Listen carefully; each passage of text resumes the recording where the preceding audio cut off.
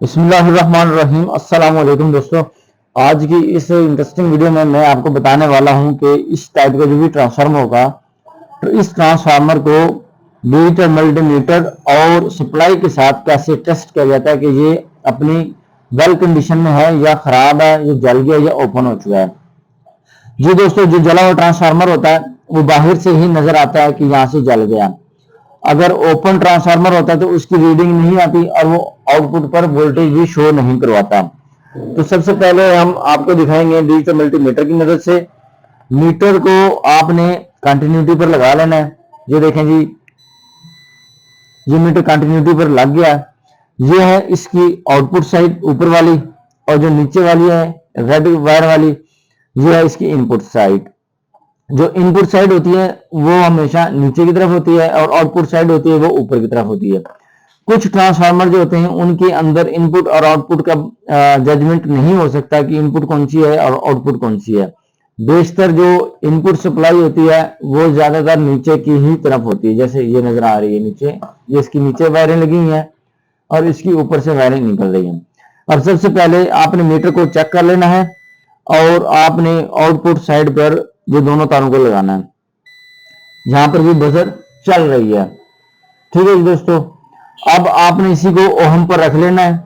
اوہم پر رکھنے کے بعد آپ نے ان پراپ کو اس طرح سے لگانا ہے۔ ٹھیک ہے جی دوستو، اب یہاں پر یہ ریڈنگ آ رہی ہے، یہ یہاں پر کتنی ریڈنگ آ رہی ہے جی 5.2 اوہم، جن کے اس وقت یہ ٹرانسفارمر ٹھیک ہے۔ اب میٹر کے ساتھ ریزسٹنس چیک کرتے ہوئے آپ نے یہ دونوں ہاتھ اس طرح سے نہیں لگانے۔ اس سے یہ ہوگا کہ آپ کے جو جسم کی مزاحمت ہے وہ بھی اس کے اندر انکلوڈ ہو جائے گی۔ آپ نے ایک ہاتھ میں لے لینی ہے اور دوسری تار کو اس طرح سے لگانا ہے، پھر اس کی جو ایکچوئل ریڈنگ ہوگی وہی آئے گی۔ اسی طرح سے اس کی ان پٹ سائڈ، اس کو بھی چیک کر لیتے ہیں۔ یہاں پر بھی ریڈنگ آ رہی ہے 16 کلو اوہم۔ ٹھیک ہے دوستو، یہ تو ہوگا میٹر سے چیک کرنے کا طریقہ۔ اب ہم چیک کر لیتے ہیں اس کو سپلائی کے ساتھ کنیکٹ کر کے۔ یہ ہے اس کی ان پٹ سائڈ، ان پٹ سائڈ پر ہم اس کو دیں گے 220 سپلائی۔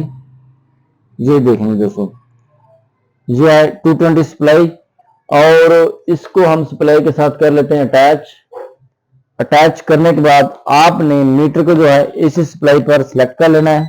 یہاں پر اے سی سپلائی آ گئی، یہ دیکھیں جی۔ اور اب آپ نے کیا کرنا ہے، یہ یہاں پر اس کی وولٹیج کو چیک کر لینا ہے۔ 11.8 وولٹیج یہاں پر شو ہو رہے ہیں، یہ دیکھیں گے دوستو۔ جب آپ پراپ کو صحیح طرح سے لگائیں گے تو آپ کو ایکچوئل جو ہے وولٹیج نظر آنا شروع ہو جائیں گے۔ یہ یہاں پر لگا لیتے ہیں دوبارہ سے، یہ دیکھیں 11.8 وولٹیج یہاں پر آپ کو شو ہو رہے ہیں۔ اس کا مطلب یہ ہے کہ یہ والا جو ٹرانسفارمر ہے ویل کنڈیشن میں ہے اور آپ اس کو استعمال میں لا سکتے ہیں، اور یہ ورکنگ کے قابل ہے کسی بھی سرکٹ کے اندر جہاں پر آپ کو 12 وولٹ 11 وولٹ درکار ہو تو آپ اس سرکٹ کو یہاں پر استعمال کر سکتے ہیں۔ اور دوسرا طریقہ یہ ہے، دو طریقے تو آپ کو بتا دیے، تیسرے طریقہ میں آپ کو بتاتا ہوں۔ یہ دیکھیں، اس کو ہلکا سا اس کے ساتھ اٹیچ کریں گے، یہاں پر آپ کو سپارکنگ ہوتی ہوئی نظر آئے گی۔ میں آپ کو تھوڑا سا زوم کر کے دکھاتا ہوں، تھوڑا سا ڈارک کر کے۔ یہاں پر یہ دیکھنا، یہ دیکھیں یہاں پر یہ اس کو سپارکنگ بھی یہاں پر ہوتی ہوئی نظر آ رہی ہے۔ تو اس کا مطلب یہ ہے کہ یہ ٹرانسفارمر بالکل ٹھیک کام کر رہا ہے۔ یہ والا ٹرانسفارمر دوستوں زیادہ تر جی پی ایس کے سرکٹ وغیرہ میں استعمال کیا جاتا ہے، اور بھی دوسرے الیکٹرانک سرکٹ جو 12 وولٹ پر آپریٹ ہوتے ہیں ان کے اندر اس ٹرانسفارمر کا استعمال کیا جاتا ہے۔ امید کرتا ہوں آپ کو اس ویڈیو کی مکمل طور پر سمجھ آ گئی ہوگی۔ اس ویڈیو کو زیادہ سے زیادہ شیئر کیجیے گا، لائک کرنا اور کمنٹ کرنا تو مت بھولیے گا۔ ملتے ہیں نیکسٹ ویڈیو میں، اپنا بہت سارا خیال رکھیے گا، تب تک کے لیے اللہ حافظ۔